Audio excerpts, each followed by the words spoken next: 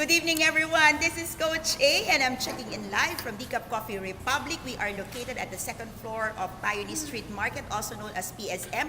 We are inside HMR parking compound along Reliance Street from the city of Mandaluyong, and this is just across TV5. And so, in one of the coming Tuesdays, if you are free, I invite you to come and join our weekly coaching talk, Coaching Tuesday here at Decaf Coffee Republic. You're joining me for Coaching Tuesday. This is Kapehan Night, and Kapehan Night is our weekly coaching sessions here at Decaf Coffee Republic, where we talk about life, money, relationships, career, anything under the sun, including the sun. But for tonight, I'm coming in for the first episode for 2019 for Glossophobia. So to each and every one of you, Happy New Year. Yes, Happy New Year.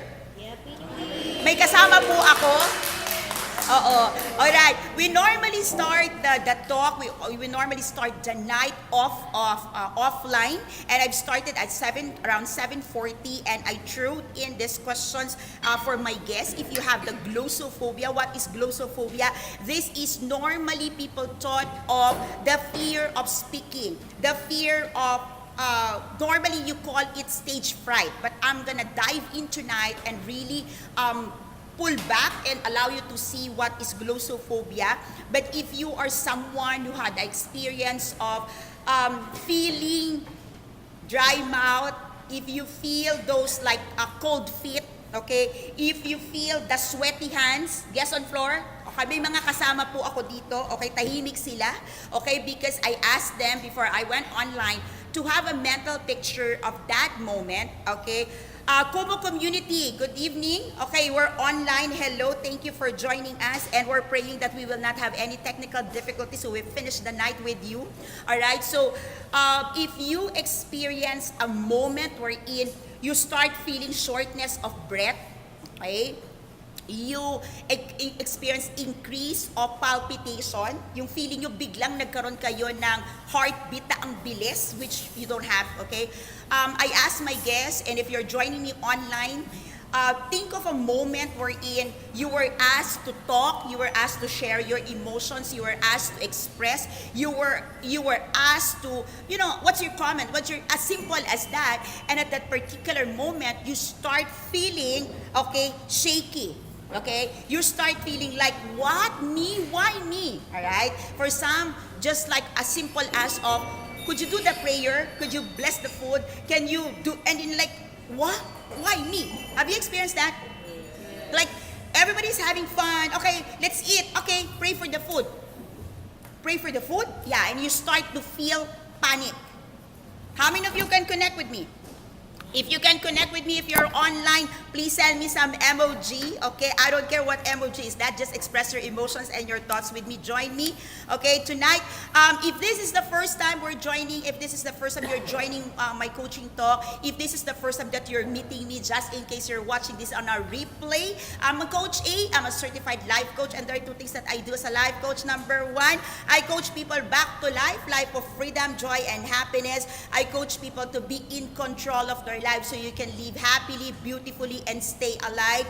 I'm an advocate of mental health, okay? And what I do with people with mental health challenges and issues is simply to to be with them and to journey with people who are mentally challenged, because I am one person who believes that you are not your sickness, right, Coach Candy? Yes. Yeah, okay. If you are mentally challenged, okay, if you are mentally challenged by other people, okay, if you are challenged by your community, if you are mentally challenged by your environment, by your offices, if you are mentally challenged by your family, I invite you to come and join our free life coaching for mental wellness every Saturday, happening here at Decaf Coffee Republic, and that is spearheaded by no other than Coach Candy. She's right here on floor. All right.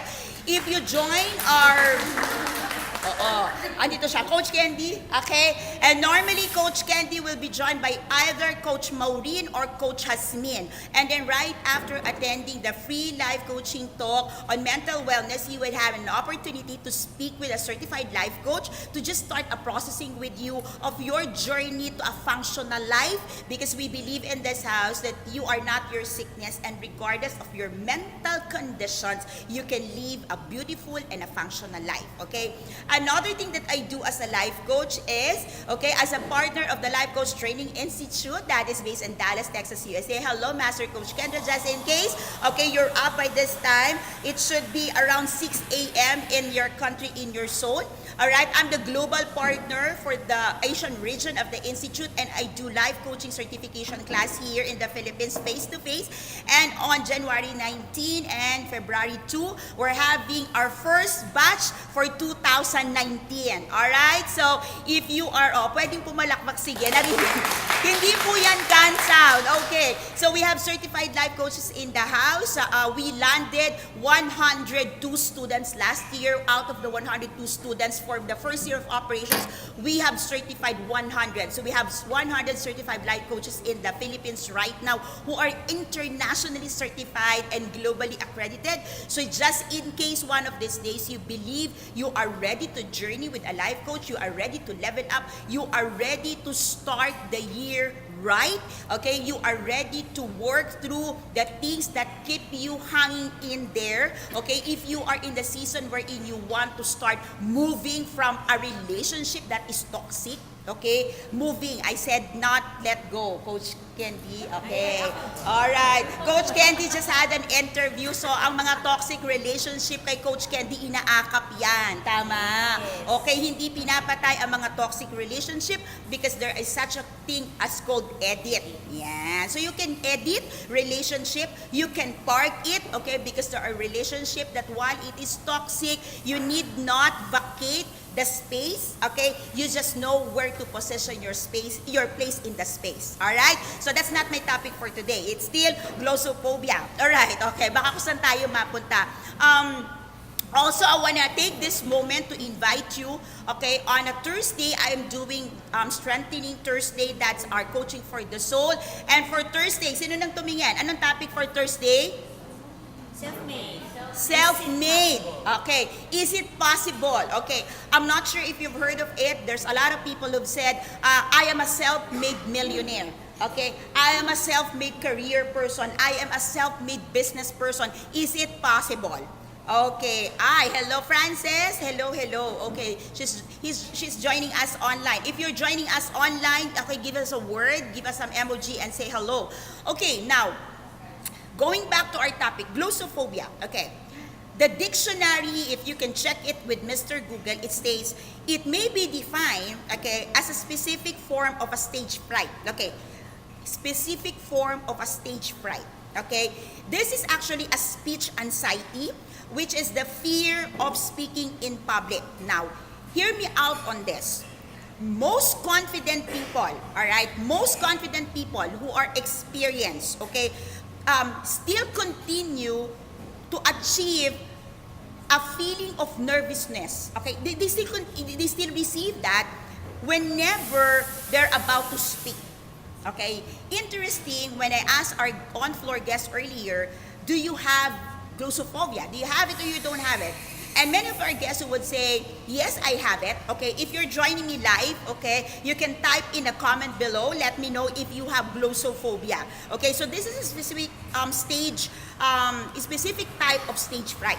Okay, this is interesting because most of the people who have glossophobia, okay, are people who are engaged in speaking. Interesting. These are people who do talking, who do speech, who do presentation, who perform on stage. Interesting, all right? So you've got to understand that this thing happens to countless of people, even to the most successful speakers. This can attack you, okay? So fear from public speaking, okay? You have to understand that anxiety don't just, okay, hear me out on this, okay? Don't just happen or don't begin on the day of your talk or just before your talk, okay? Your anxiety actually begins, your journey regarding this starts from the moment your brain can really tap into the opportunity that you will speak. Now, picture this out. There are times that there are occasions that you will miss Simply because you know there is an opportunity for you to talk. Reunions. Do I hear a yes? Yes. Do I hear a yes on the crowd? Yes. Yeah, there are times that you are invited to an occasion. Yeah, yes, coach? All right. You are invited to a gathering and you would rather not go because you're thinking, oh my goodness, there's gonna be like a presentation. There's gonna be like something like introduce yourself. Tell something about this. Yes? If that is you, give me some emoji. Am I connecting?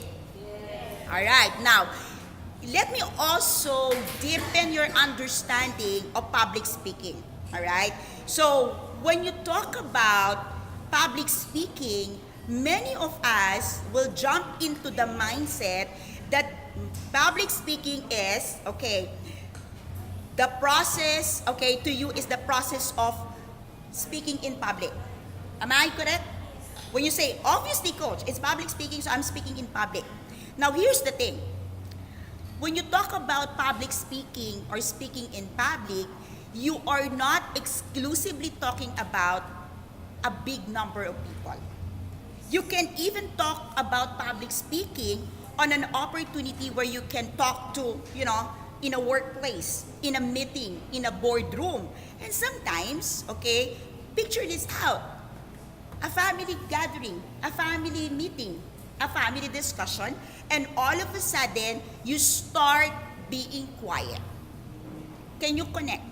Have you experienced that? Yes. Then you experience glossophobia.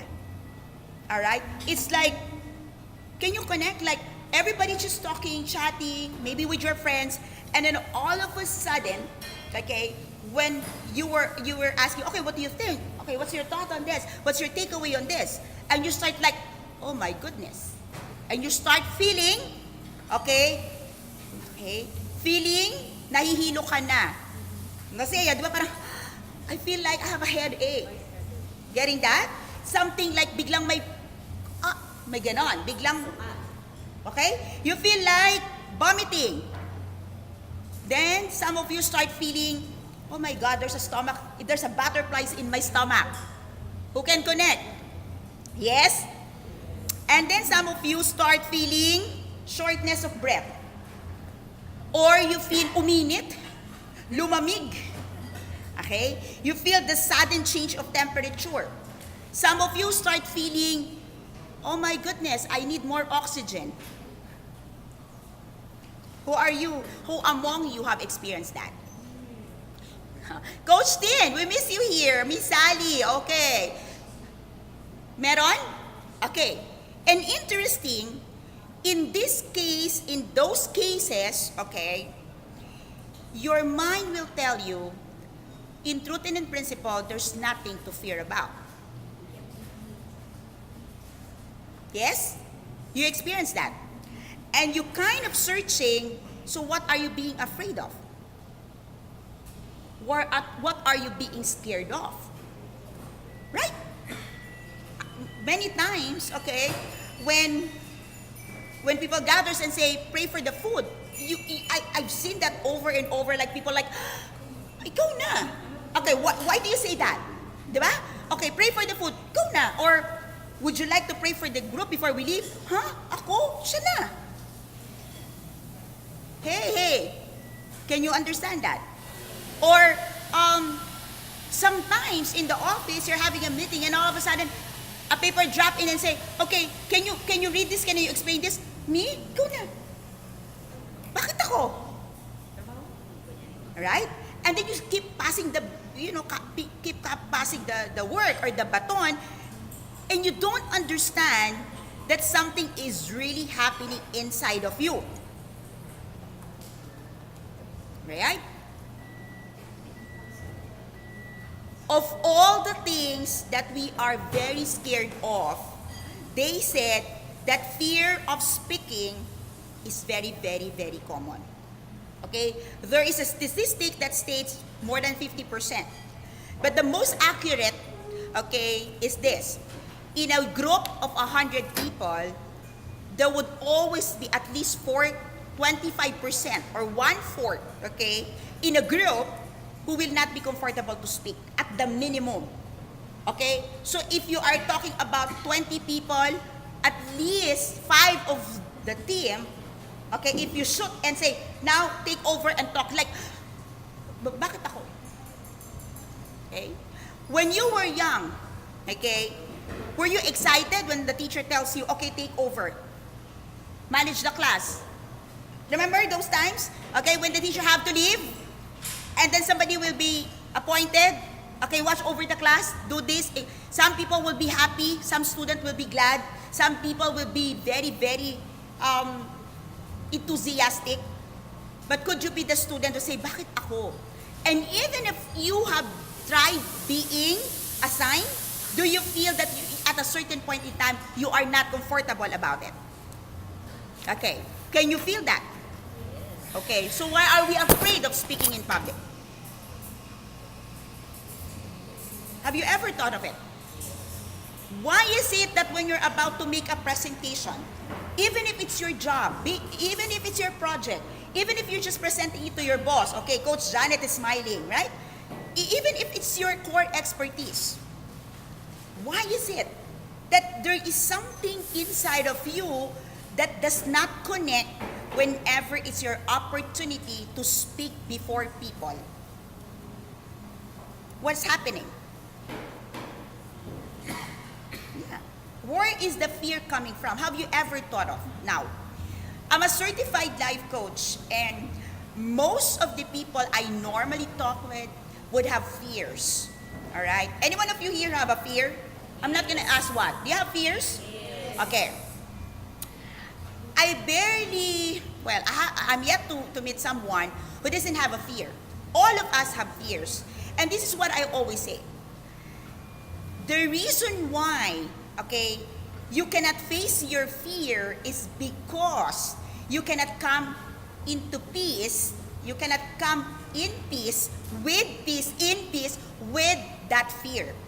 Fear is an emotion, okay, that while you feel it's negative, it's giving you something.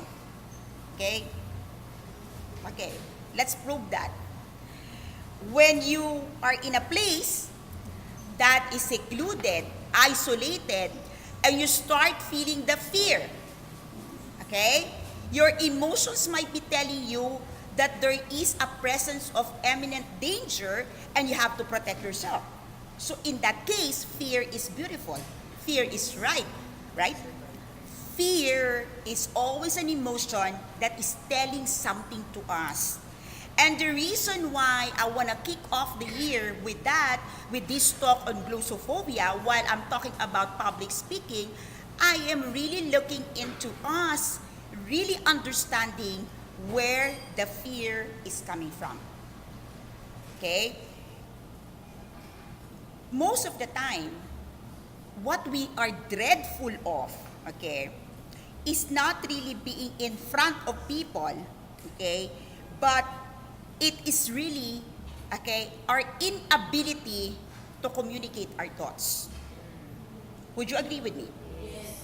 It's like this is not my comfort zone. How many of you have said that? Okay? If you are just my friend, my buddy, okay, my boyfriend, my girlfriend, I can just communicate my thoughts with you.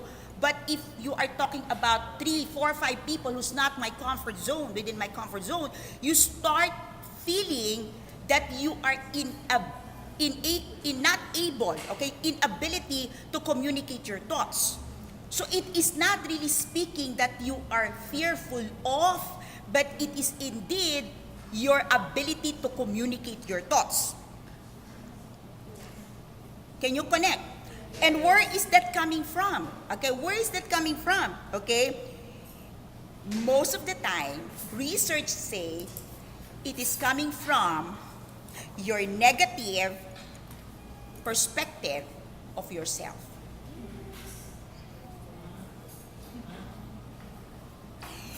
If you have a not so healthy perspective of yourself, you kind of fear talking out because you know inside of you, okay, that unhealthy portions of yourself might be revealed when you speak. Now, here's the thing. You imagine a time when you are about to speak something that is not personal, about a product and all. But would you agree with me that even like few minutes before you rise up in there on the stage, before you start, okay, a lot of things gets into your mind which is not related to the topic. Who can connect with me? Huh. Where are those feelings? Baka magkamali ako. Baka makalimutan ko. Baka ibang masabi ko. Saan siya galing? Saan siya galing? Where is it coming from? It's not about the materials. It's not about what you're going to be talking about. It's not about who's the crowd. It's your thoughts about yourself. It's how you see yourself. And we got people on floor. Tahimik sila. Gusto nyo ngumiti muna? Hello? Everyone? Now think about it. Coach Lynette. Coach, happy anniversary, Coach Lynette. Okay? Happy anniversary. Also to Coach Sean and Coach Tin, back to back. Okay, we love you. Okay. Objectively speaking, can you pause for a moment right now and really see how you value yourself? On a rate of 1 to 100, how would you rate yourself? 1 the lowest, 100 the highest. What would be your grade? If somebody tells you, how are you performing? How could you perform? Not about public speaking, whatever. How could you perform? What's your grade? Yeah. What grade would you give to yourself? Okay. Okay. Ayan, let me just read this. Ayan said, ako as an introvert, hirap sa public speaking kasi hirap nga i-communicate yung thoughts ko kahit ang daming pumapasok sa isip ko. Exactly. This is what we're talking about, Ayan. I'm talking about first the thoughts. We're not talking about the topic. That's why many people would say, why are you scared to talk about it? It's your subject matter. Have you heard of that? It's something that you're good at. It's something that you know, even if you close your eyes, even if you don't prepare, something you can speak about. Come on now. You've got topics like that. Okay. So why would you be scared to talk in public? Coach Ellen, incoming coach. Ayan. Ay, sabi niya. Okay. Happy New Year. Okay, si Coach Ellen, hintay na natin yan. Thank you for watching tonight. Okay, so it is not the topic, it is not the public, it is actually how you view yourself. That's number one. And that's where your fear is coming from. How do you view yourself? That's why I want to leave you with that question. On a grade of 1 to 100, how do you grade yourself?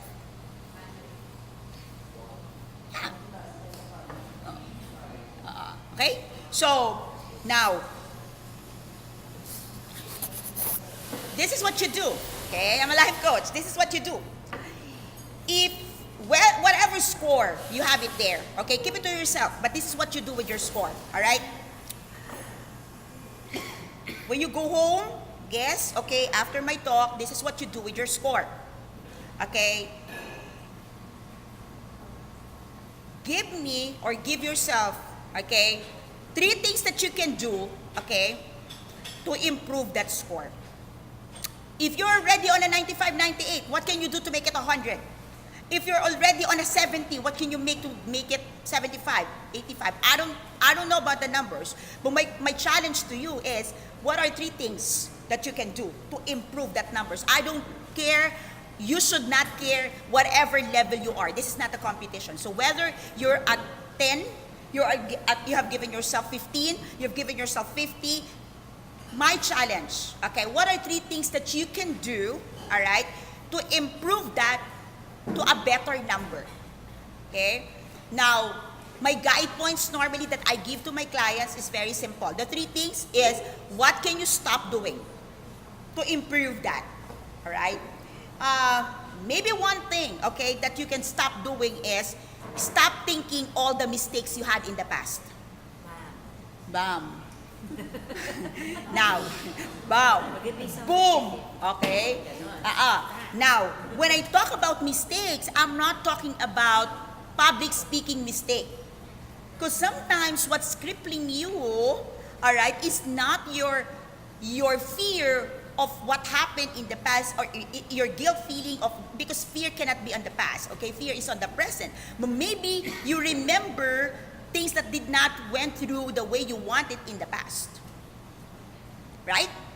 And that's what you're thinking. So, maybe that's one thing that you may want to stop. Thinking all the what ifs. How many of you have all the what ifs in life? Huh? What if? Or if not what if, I should have, I must have, I should have called, I should have spoken, I should have shared, I should have all of those. Come on now. Can you connect? Another thing that you can do, okay, is think of, okay, if you want to improve that, what is one thing you can continuously do? Okay, so whether you are about to speak again, which by the way, you are always talking to public. You know that? Yes. Yeah. Go out on MRT, you're talking to public. Facebook. Go to, I like that. Go to Facebook. That's not private. Okay, think about it. How many times when you're about to post something, you will write and you will delete. You will write and you will erase. You will write and again edit. Come on now. And after you post, okay, here's the thing. After you post, okay, you wait if there are likes, and if there's no like, you edit. Can you connect? Can you connect with me? Are we making sense? Okay. So is that you? Okay. So, what can you do? What can you continuously do? All right? Now, this is one tip that I can share with you. If you are so OZ about your posting, okay, and you want to see how you can improve your writings or your how you captured things, okay, go to pages, okay, with high reach. Okay? See the formats, how they write it. Have a format how you write it. Our coaches, right? Many times I invite you, visit the page. Yes. That's in our community. You don't know what to write? Go to our pages, get something in there. Copy it. Curate it actually. You can curate the content, pattern your content based on how it is written, then you write it well. You don't have to be scared about it. Yeah, right? Yeah, there's such a thing as curated content. Or you can see the patterns. Good? Yes. Okay. And if you need help, message me. I'll send you patterns. Okay. Yeah. Okay. Yeah. Yes. I have patterns. Okay. Some of even if you need patterns, how to write headlines. Okay. I can share it with you. But in my case, okay, I really write it from the heart. Okay. But you can still see the patterns. Yeah. You can still see the patterns. So there are the way I write, the way I put captions. You would know it if it's really me. And there would always be similarity, the tone between my timeline, my personal timeline to Life Coach Philippines, to Coach A, and to DCAP, and Coach A coaching page. Most of the time, you would really see if really the pages in there that I manage. And if you talk to me, I will speak the same way because that's who I am, all right? But if you want like a patterns that is, how the other pages will do it, then I can share it with you, okay? But don't say why you're not using it, Coach A, because Coach A have my own. Yun lang, okay? Now, the next thing that you can do, so that's 3 things. The third thing is, think about what you can stop. Yeah, what can you stop? What can you stop? What can you start? Sorry. What can you start? Yeah, what can you start doing to improve that grade? Okay, now, if you are engaged, if you are exposed to public speaking or speaking to group of people, you may want to start looking into the relationships that you want to build out of these people. Right? Here's the thing. Why would you be scared? Okay, just challenge yourself. Why would be I be scared to go to a fellowship, to a gathering, to a reunion, when after the reunion I have no plans even for them to be my business partner, for them to be my client? Think about it. Why would you be scared?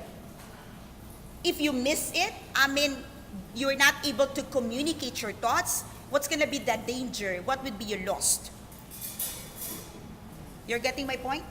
Because maybe you have to understand the way you look at yourself and the occasion where you would be speaking, okay, does not connect to the thoughts that you are so fearful about. Okay, here's the thing. Coach Bill had a talk way back to his alma mater. You had it, right? And he talks about IT. He talks about electronics. He talks about the digital world. Okay.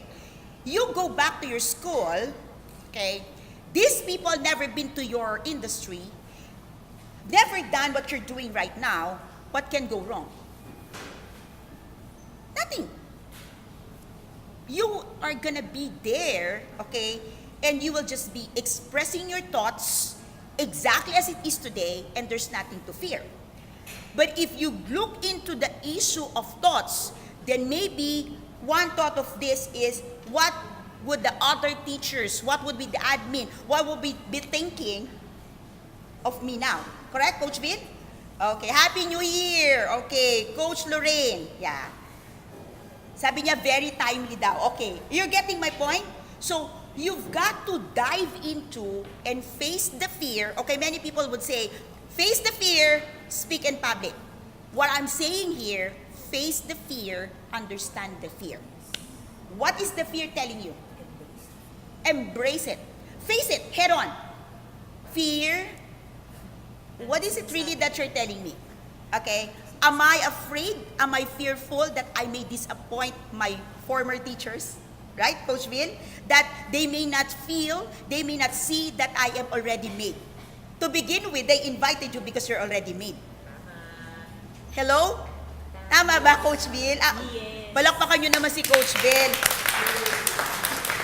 Alright, are we getting this? Okay.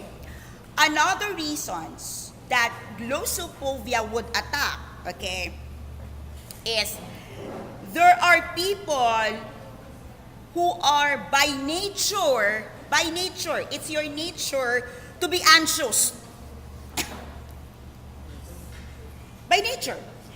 People who don't think they are good at public speaking, most of the time, these are people, okay, who are anxious not only in public speaking. Hello? Come on now, think about it. You're not only anxious about talking in public, but you are also anxious about other things. Would you agree with me? O, sabi ni Coach Candy, advance mag-isip. Okay. And normally, your anxiety, okay, of the future things, or your anxiety over speaking, your anxiety over things, okay, would come from this, okay? Lack of experience. Okay? Interesting. But I've never talked to this crowd. But you've been talking. Yeah, but I've been talking to a different crowd. You have you have a lot of reasons. Okay? If you're talking to teachers and then all of a sudden you have an invitation to speak before business people and you start, I've never spoken with business people, I'm scared. And you start feeling the anxiety, right? Now, here's the thing. The lack of experience normally build up as well when the time of notice and the time of speaking is so short. If you're given a year, you'll be okay. But if you're given a day, that's different. How much more if you're given like a minute? Come on now, Coach Bobot, please talk and take my seat because I don't feel good. That's it. The preparation. Now, it is not really the lack of experience over the thing, but it could also be the lack of experience to speak immediately or speak within the set time frame. That experience matters. Okay? So one of the things that I do, okay, Rizel knows this, my team knows this, okay, there are really times that I would do stretching of myself and I would really speak with few minutes prep. Yeah, I stretch myself with that. But of course, I read a lot, I prepare a lot of different topics, but there are times that I would stretch myself on that. That's my strengthening, my muscle strengthening, that I would rise up in like 5 minutes, 10 minutes before the talk. Because I want to stress test myself. My team knows this. There are really talks that like I'm gonna speak. Oh my goodness. Okay. So ang tawag ko doon ay buwis buhay. Okay? Kasi may career ako. I would always do that. But you would see that the lack of experience is not about, what I'm trying to make you understand here is where your fear coming in. Because if you're able to dissect where the fear is coming in, then you can address the fear. So are you fearful of talking to this type of crowd? Or are you fearful because you don't have the experience to prepare within the same period? Are you fearful because you don't have the experience working with this team of people? I have an experience that I could be fearful of, I would start feeling the anxiety, okay, when it is my first time to work with certain crews. You know, the set of people, okay? Like I've never experienced using the same mic, you know, first time of mic. I would feel that stressed. I don't like microphones, by the way. I'm also introvert. I am introvert. Yeah. Full-blown introvert, yes. Doesn't look like, but I am. So, okay. So when I speak, normally if it's like a crowd of 500, 1,000, normally it would really do good if I get before the people or the people are all seated down. As in sitting down and then I get in. But if like everybody is like so active, power up, and then I get into the room, my goodness, I would have all the butterflies in my stomach. I would still feel that. Okay? So, where is the lack of experience? Where is that fear coming from? And what are we talking about lack of experience? How many times you said that? I don't have the experience. You said that? Yes. So, experience of what? Speaking? So, you never spoke before? Never talked before? You never delivered a speech before? You never had it? Now you're smiling. Come on now. Oh, you just said that. Your fear of what? Lack of experience. Okay, of what? Speaking. So you never speak? Wala? The unknown? Eh, bakit yung mga kausap niyo ba? Kilala niyo lahat? Now you're smiling. Now see? If you can process your fear the way we're processing it now, how beautiful would it be that you can smile of yourself when you start feeling the fear? Self. Anong problema? Self? What are you really fearful of? Good? Next, eto na. Many of you is having these limitations or fear. It is not fear of speaking, but the fear of, receiving the degree of evaluation. Expectation versus reality. Okay. Many of you, if you know how many speakers would fear this, when there is an evaluation form to be rolled out after the speaking engagement, that you would have to evaluate the speaker, okay? This is something very fearful to many speakers. Come on, feedback. Okay, let me ask you, how many times you had your public speaking, your presentation and all, and you are so excited to get feedback? Yung totoo. Ayoko. O, sige. See? Okay, eto yan. Yung excitement, sometimes you're excited because you want to hear the yes. And when you hear the no, you are excited to defend yourself. Come on now.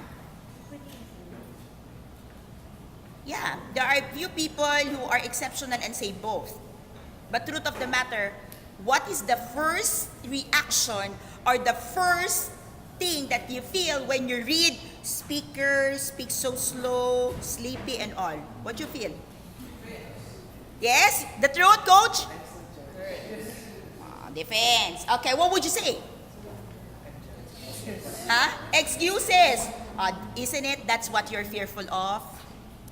Come on now. Agree with me. So it's not speaking in public, right? The next thing, I heard it from, another situation that you are scared of. I heard it from one of our guests. Status difference. Some people are comfortable, she said, if it's masa, I'm good. If it's not masa, I'm not good. Okay? Many people, and many speakers will tell you this, those trained speakers will tell you this. If you have experiencing glossophobia because of status difference, normally they will tell you, imagine these people wearing their pajamas. Yeah. Okay, Coach Mix, hello. Ako talaga mahiyain, may social anxiety, wala lang naniniwala. Oo, ang galing. Hindi rin kami naniniwala. Hashtag, very wrong. Sabi ni Coach Candy, hindi rin kami naniniwala, Coach. Okay, we have a certified life coach almost hitting 6-figure. Mahiyain talaga tayo at may social anxiety tayo, Coach Mix. Hashtag, very wrong. Okay, so, normally what they will say, picture yourself when you get out in the crowd and all these people you're gonna be talking to, speaking with, in suit. In their suit, coat and tie. How does it feel? In their gowns, in their cocktail dresses. Huh? Okay, with pearls. Come on, with the diamonds. Okay, what do you feel? How do you feel? Right? Immediately you start feeling small. Yes? That goes back to the first, connected to the first thought of yourself. Now you're making, am I making sense now? Yes. Okay, now here's the thing. One thing that normally we tell, our students, at that moment, close your eyes, figure these people in pajamas. Yeah, figure it out. It will change. It will change. Imagine who's been to a pajama party here? You know, pajamas party. Okay, some of you may not be literally in pajama, but you know that's really the coolest that come as you are pleased, as long as you're in clothes, right? Okay, let me just be clear about it. You understand what I'm saying? The clothes, the apparel makes a difference. Would you agree with me? Yes. Yeah. Imagine, palitan natin sila ng damit. How would you feel? You're in coat. Here's another thing as well. All right? Here's another thing. You come in, you're in coat and tie, you're on heels and everything, and you come in and everybody in shorts. And in their sportswear. Overdressed ako. Now, it's about... Do you know that many speakers are also fearful of that? What will I wear? How should I present myself? Magkukot ba ako? Magbabarong ba ako? That's where your anxiety coming from. You imagine when you're presenting in the office, it will take you a lot of time to get dressed. Diyan ka takot.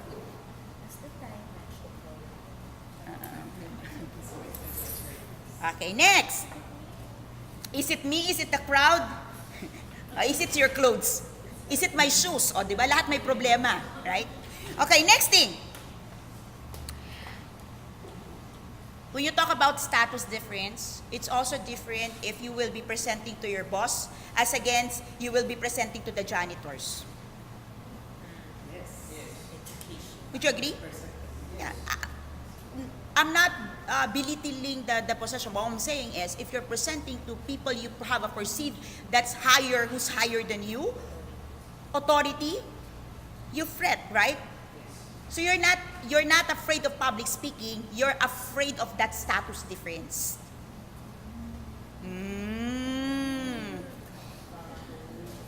Oh, ito na lang. Okay. Can you please go to our guard downstairs and please tell the guard that this is what DCAP does? I'm sure you can do. Oh, see? Ako na. Now na. Share our mission and vision to the guard. Okay. Okay, can you phone in okay, the owner of HMR and explain our vision? Set an appointment. See? See the difference? Okay. Isn't it? Can you just, okay, and the time of preparation, hindi siya prepared. Are you getting my point? Yeah. All the directors on floor, I work with, and I don't want to say young entrepreneurs because they are under 30s, okay, so they're not young.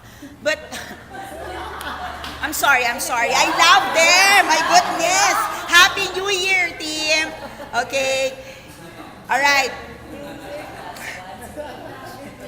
Sorry, grabe daw. Okay, and they're available. Okay, they're willing. Okay. Okay. But not yet ready. Okay. Figure it out. We build a company. We know our mission and vision, and we can share it with you close eyes. All right? We can talk to you about it generally. You talk to them. But if I tell them, okay, all right, I have an appointment with the President of the Philippines, tell him our mission and vision. You bet they will say, Coach, ikaw na lang. Chairman, ikaw na lang. See? Coach, kaya mo yan. Coach, kaya mo yan. Ganda, di ba?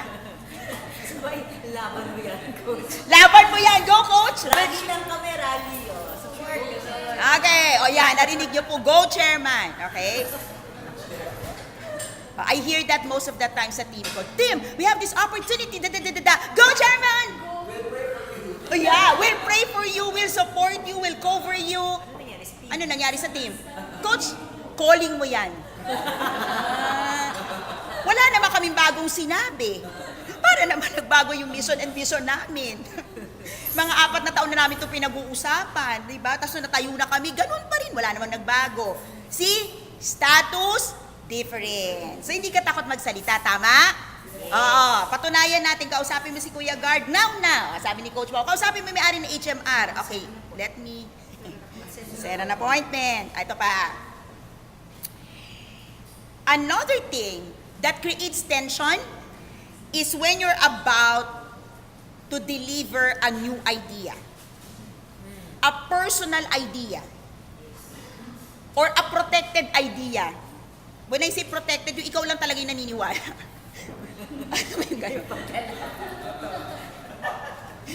I want to say protected ideas kasi diba we have ideas na talagang akin to. Hindi kayo naniniwala pero naniniwala ako mangyayari to, magaganap to. Do you have those ideas? Come on now. Meron ka nun, di ba? Oh, world peace. Tapos ano daw? Basta, world peace. Ay, thank you. Tapos sasabihin pa nila sa'yo, grabe ano yan, Miss Universe. Tapos, ano ibig sabihin nun? Di ba na-insulto ka na? Ibig nga sabihin nun, maganda yung gusto mong sabihin. I'm not sure, okay? When you respond, and then people tell, so grabe pang Miss Universe. Hindi naman. Anong hindi naman? Di ba dapat proud ka nga? Oo, talagang pang Miss Universe. Hindi na nga pang Miss Universe yung look mo, at least yung brain mo pang Miss Universe. Ay, wow, grabe. Wala naman akong sinabi. Buti na lang ganda ko.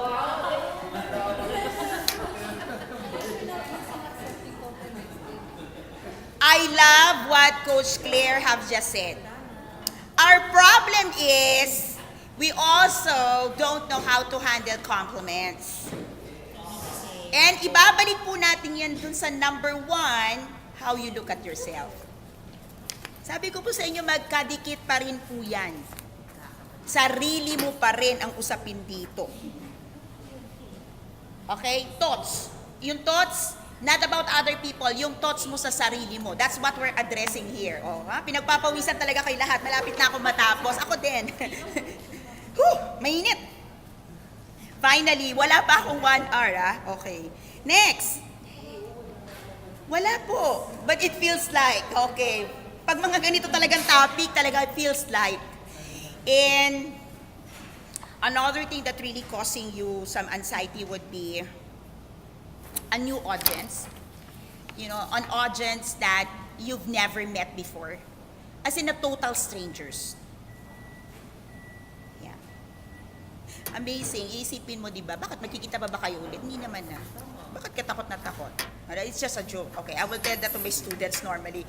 Of course, di ba, when you talk, there's a lot of opportunity. Di ba? But really the thing is, you are invited. Somebody tasked you. Somebody trusted you. Somebody asked you to deliver that speech, that keynote. Minsan nga 10 minutes ka lang magsasalita, di ba? Somebody trusted you. Can you hear me out on this? So you're valuable. So you are valuable. So that alone gives you the assurance and confidence, no matter what the quality, the type, the gender, the status of the audience, and even if this is the first time you're meeting them, you must have that sense of comfort that somebody have already validated you. Yes. Not unless you're nag-gate crash ka dun sa stage. And you're saying, I'm gonna talk. Obviously, you will not do that because you have glossophobia, right? So somebody have already given you the approval. Somebody have already given you the permission. Somebody have already affirmed that you can do it. Yes. And if you cannot accept it, go back to the first point. What is your thoughts about yourself? Ikot lang po talaga tayo. Ikot lang tayo doon, paikot-ikot lang tayo. Everything that you are seeing in a situation is a reflection of your thoughts about Yourself. Yourself. Sarili pa rin ang usapan. And finally, on the third, okay, pangatlo na to. Okay, I'm saying goodbye after this. Sabi niya, meron pa ba? Oo, madali lang to. Okay. Finally, on the third level would be, the first level is thoughts, the second would be situation, and I've drawn through situations, and the third would be your skills. Your skills, okay, in speaking. Your skills in communication, not even in public speaking.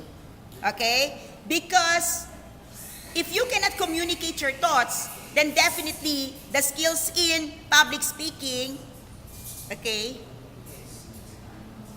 it could not be superlative, right? Yes. Tama ba ako? Kasi pa, yung hello friend, hindi mo nga walang magawa, tapos, ay ano po yan? After thought speaker. After thought speaker? Hindi nga niya kami makausap. Hello? Are you hearing me? There you go. So, here's the thing. There are those people who work on existing skills, meaning nakakapagsalita na talaga and they work on it. There are also people who can work on new skills. And there are people who can work on skills that never existed before. In their lives, okay? Yung hindi nila talaga nakita. Pero biglang, kailangan ko itong i-develop. Okay? So, skills can be developed. Skills can be learned. Skills can be fine-tuned. Okay? Skills can be mastered. Okay? But it takes time. It takes hard work. It takes dedication. It takes investment of time and money. It takes your heart. It takes your focus. It takes your intention. It takes a lot of things from you. But definitely, when you give the time, when you give the effort, when you give your money, your investment will bring benefits to you. Yes. Agree? Yes. Yeah. A skill can only be developed if you make an investment of time, money, effort, dedication, commitment, and intention. Without that, I don't know how you will ever get a skill. Agree? Yes. All right. So, know that many of you would say, I'm not confident enough. Who got that? Sino yon? Sinong nagsasabi dito, I'm not confident? Come on. Okay. Let me tell you something about confidence. Come on, taas ang kamay. Confidence. I'm not confident. Can see the hands. Hindi nila kayo nakikita sa camera. Ako lang. Okay, here's the thing with confidence. Confidence is not a prerequisite. It is the result. Yes. You don't need confidence to speak. You get confidence when you speak. So unless you speak, you're not gonna get that confidence. Get confidence when you try. Okay?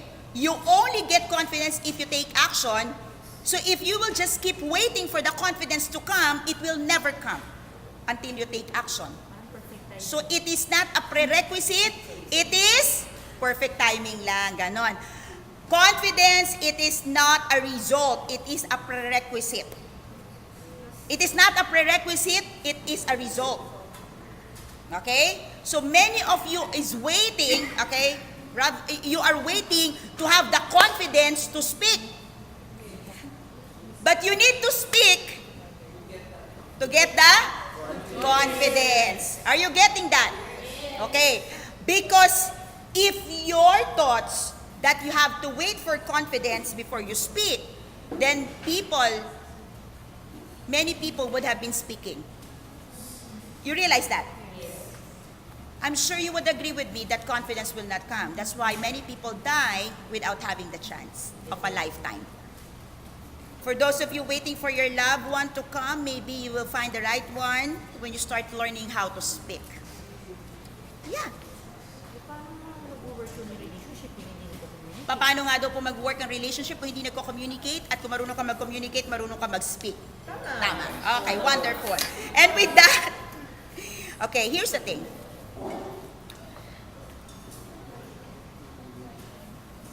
Conquering your fear of speaking is conquering your fear of sharing your thoughts. Conquering the fear of speaking is embracing the truth that beneath you are opportunities, talents, and skills that are yet to be revealed. Okay? Facing your fear, okay, is facing the reality that each and every person can speak. Yes. Only if you would accept, okay, that beautiful person inside of you is capable. Only if you would accept that person inside of you have something beautiful to say. Only if you would accept as well that beautiful voice inside of you, okay, can inspire someone else out there in the world. Only if you would believe that your story can change lives. Yes. That your personal testimony can transform people. Yes. Only if you believe that even a single person out there is alive waiting for you to speak. That's more than enough for you to start and take action for you to build that confidence. If you need skills on public speaking, I am doing a public speaking workshop, okay, on Monday, January 14, 6 p.m. here at Decaf Coffee Republic. And for those of you who will be joining my public speaking workshop, there are 2 commitments. Okay, first commitment is an opportunity to be a keynote speaker to our mastermind talks. That's gonna be happening every month. And for you also to be part of our Coach Cafe FB Live happening every Saturday noontime starting February. I invite you to join. Yes. Yeah, we're starting our Coach Cafe February, Saturday, 12 noon, every Saturday. And our Coach Cafe would have an opportunity, you have an opportunity to speak, to communicate, and to connect and interact with certified life coaches in the house. And for February, the whole month, the whole Saturdays of February, we're going to be talking about relationship. Because relationship matters. Yes. That's going to be our theme. Okay, that's gonna be our theme for February.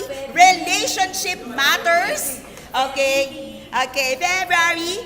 So I'm really excited, and I wanna take this moment to invite all of you.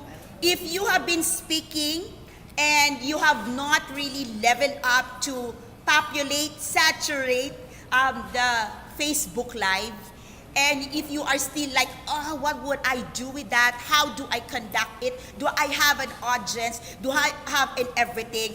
This is my commitment to you. Attending the workshop, there's no bullshit in that. Sorry for the term, but there's really no BS when I do my workshops, okay? Ask the people who's been in my class. Yes. Okay, I don't shortchange my students. I want you to join my workshop. Exactly the Coach A you see. Yes. Exactly you see.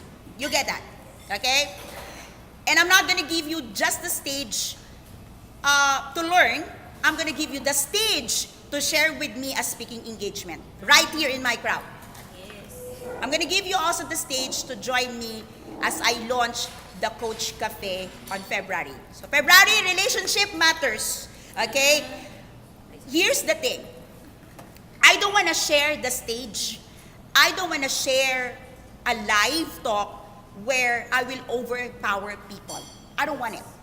The reason why I'm inviting you to attend my workshop, so we got that rapport, we start that working relationship, that when we go online, we're gonna be like really on the same level. Are we cool on that? Yes.